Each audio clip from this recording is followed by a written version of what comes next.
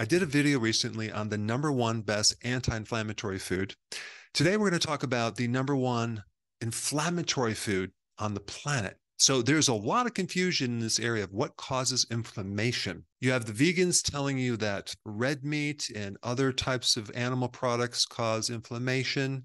And then you have the carnivores over here saying it's the fiber that's causing inflammation. So they get rid of all the fiber and the plants, and all their inflammation goes away. So this is really confusing the public. Like, what do you do? There's many plants and herbs that have natural anti-inflammatories, right? Turmeric and milk thistle and stinging nettle root and many other plants have anti-inflammatories. But of course, they also have anti-nutrients, right? Some people might say plants weren't designed for us to consume because they don't want to be eaten. But someone could say the same thing with animals. Animals don't want to be eaten too. They want to survive, right? So there's this big battle on this fiber, right? Fiber. Is it good? Is it bad? Should we consume more of it? I know personally, for me, when I started getting rid of the grain fibers and start consuming more protein, especially for breakfast, a lot of my inflammation Went away. But I also consume a lot of plants and doesn't create inflammation in my gut. So why is it that some people do well on more meat and maybe other people might do better on plants? Now, I'm going to cover this topic in the relationship to inflammation because you have people that have autoimmune diseases, and nearly all the autoimmune diseases start in your gut. You also have a lot of people who have allergies to milk, nuts, eggs, gluten. Now, there's two really interesting things I want to just mention right off the bat. There are basically two things that we can't digest. Humans cannot digest fiber.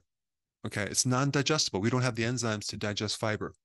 And also, gluten, the protein in grains, is the only protein that we can't digest. And now, what about this fiber, right? Do we have a problem with fiber?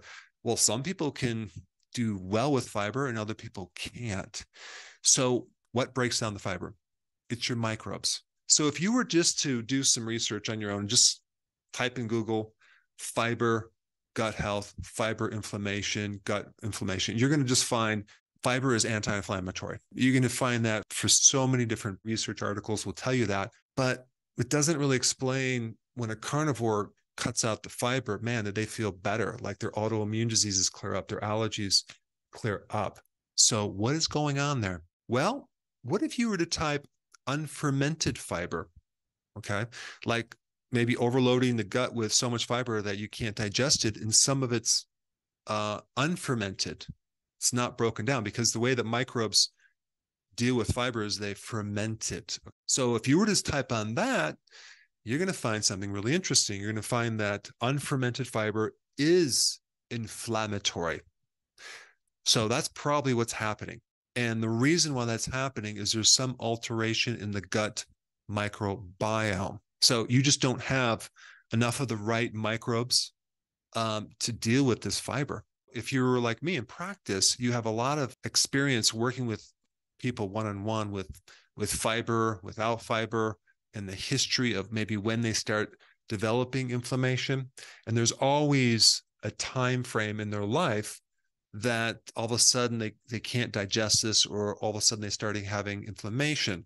And so it's really important to do a history on what that person consumed before that, whether they developed an allergy as a child or late in life. For me, I can get away with eating anything until I was in my 20s. So if you start asking questions about someone's past, about what they ate, and what would alter the microbes, you get some really interesting information. We know antibiotics destroy your microbes, right? Like 80% of your microbes, they die off. So people who have had a lot of antibiotics have a lot of gut inflammation. They have more autoimmune, they have more allergies. And also what an infant is fed. Had they had breast milk, which is loaded with probiotics from birth and a lot of other things to build the immune system. So I think a lot of these inflammatory problems start early on as a child. And if we look at what kids eat, it's a lot of ultra processed foods, AKA junk foods. Could this be the source of that? We have salt. We don't have a lot of fiber. We have sugar. We have different forms of sugar. We have different forms of flour. We have different oils. Maybe it's a combination of all these right here, right? And it's so funny that they call it ultra processed food because it doesn't even resemble food. But before I go any further, I want to share something about ultra processed food companies. This is a little short story, but I wanted to tell you a little bit about the tobacco industry. These companies got to a point where there was just too much mounting evidence that proves that smoking is bad for you. In December 1953, the CEOs from 5 tobacco companies met together at a hotel, and they came up with a strategy to counter this. They formed the Tobacco Industry Research Committee to control the science, and they focused on creating doubt. They said as long as doubt and controversy prevailed, the industry could fight off regulations. Because it is the best means of competing with a body of facts that exist in the general public. It is also the means of establishing a controversy. But what's even more interesting, between 1988 and 2001, certain tobacco companies owned Kraft, General Foods, and Nabisco. So apparently a lot of the ultra-processed food companies adopted some of these tactics as well. I mean, if you even look at the time frame between the 80s and now, I mean, obesity has tripled. Kids are developing diabetes. There's conflict of interest with the scientific academies and advisory committees that form our food pyramid. There was an investigation in 2002 into the dietitian organization and found that they were investing in stocks in Nestle, Pepsi Cola, Johnson & Johnson. So there's a lot of conflict of interest. But the ultra-processed food companies have created a lot of doubt and uncertainty into the public. They blame the individual, not the food. They attack the scientists who speak out. They emphasize and promote physical activity over the diet. They deny the existence of harmful foods, saying there's no bad food, it's just bad choices. And they have an endless call for we need more research because it's inconclusive. So in other words, there's a lot of corruption in this area of ultra-processed food. And one thing that's very interesting about ultra-processed food is that there's a high level of glyphosate.